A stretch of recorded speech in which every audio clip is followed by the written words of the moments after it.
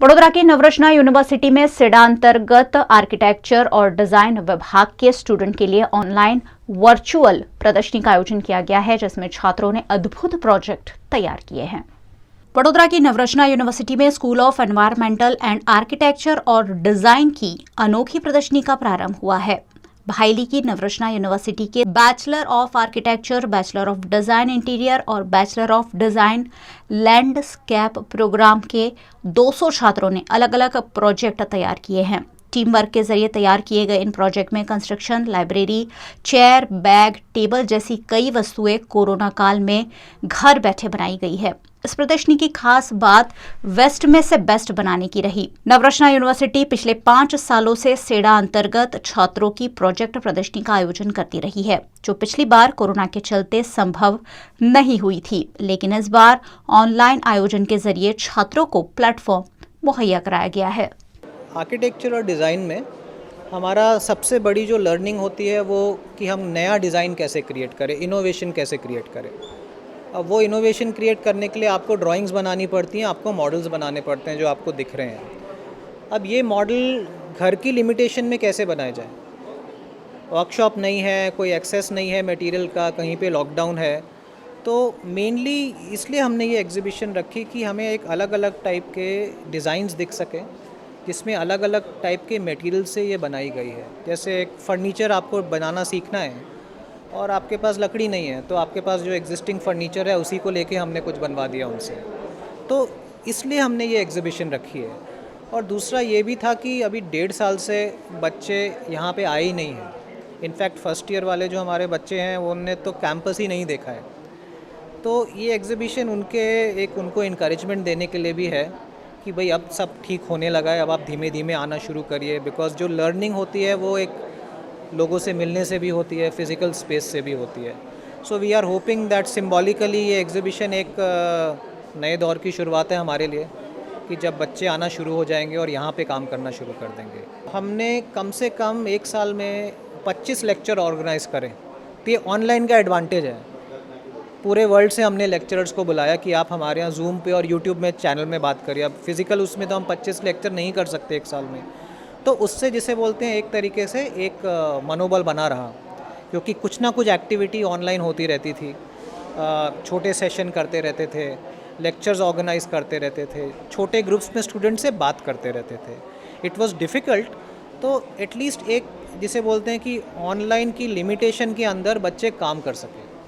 WhatsApp के group बनाए हुए हैं जिसमें जैसे कोई अच्छा काम हुआ तो हमने उसको बोला ड्राइंग ऑफ द वीक कि मॉडल ऑफ द वीक पूरे बच्चों को भेज दिया, 400-500 लोगों को। तो उनको पता चलता है और लोग क्या कर रहे हैं। अदरवाइज़ ऑनलाइन में आप बहुत अकेला महसूस करते हैं। फैकल्टी का बहुत बड़ा योगदान रहा, मगर स्टूडेंट का भी उतना ही कोऑपरेशन रहा।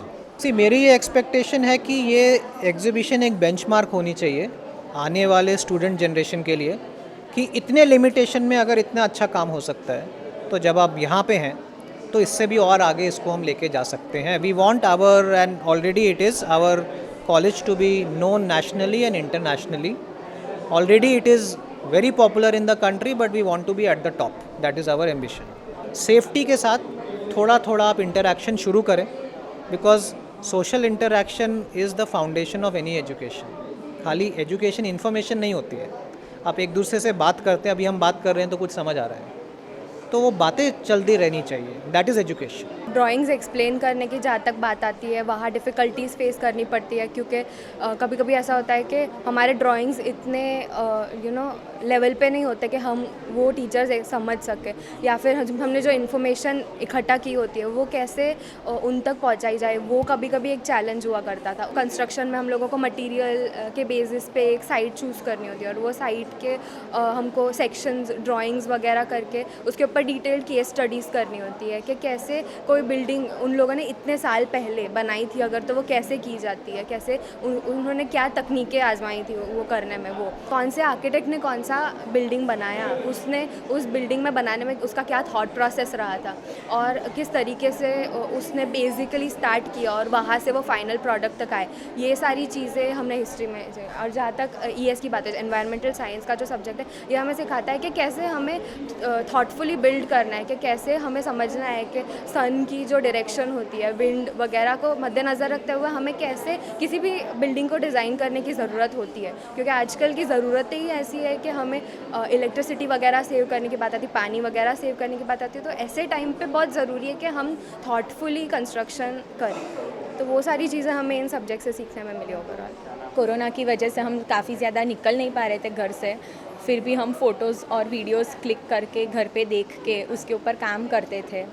और वहाँ पे जो हमें आजू बाजू लोग को पूछना होता है कि भाई आपको कौन सा क्या अच्छा लगता है वहाँ पे, तो वो सब में परेशानी हुई काफ़ी ज़्यादा कि कोरोना के वजह से वो भी हमसे डर रहे थे बात करने को, और हमें भी काफ़ी ज़्यादा तकलीफ़ हो रही थी। मेरा प्रोजेक्ट हड़बिया हालोल वाला है, इसलिए मैं वीक में 2-3 बार हड़बिया हालोल जाना पड़ता था वडोदरा से स्कूटर पे, और काफ़ी ज़्यादा तकलीफ़ हुई। ये हम लोगों का कंस्ट्रक्शन का प्रोजेक्ट था, कंस्ट्रक्शन सब्जेक्ट। हम लोगों ने सीखा है कि कैसे नीचे फाउंडेशन से पूरी बिल्डिंग बन के ऊपर छत होती है, वहाँ तक वो बिल्डिंग कैसे बनती है। ये हम लोगों का पूरा 5 महीने का प्रोजेक्ट है, जिसमें हम लोगों ने स्टेज में काम किया है, जिसमें हम लोगों ने एक छोटी सी जगह डिज़ाइन की और फिर हमने सीखा कि वो पूरी जगह को हम लोगों को कैसे कंस्ट्रक्ट करना है। जो ये मॉडल्स हम लोग ने बनाए, उसमें हम लोग ने स्टेज बाई स्टेज सारे पूरे 6 महीने में हमने वो प्रोजेक्ट्स सारे खड़े किए। टीचर्स के साथ ऑनलाइन बातचीत हुई और हम लोगों ने घर पे ही सारा मटेरियल्स अरेंज करके और घर पे ही रह के पूरा काम किया।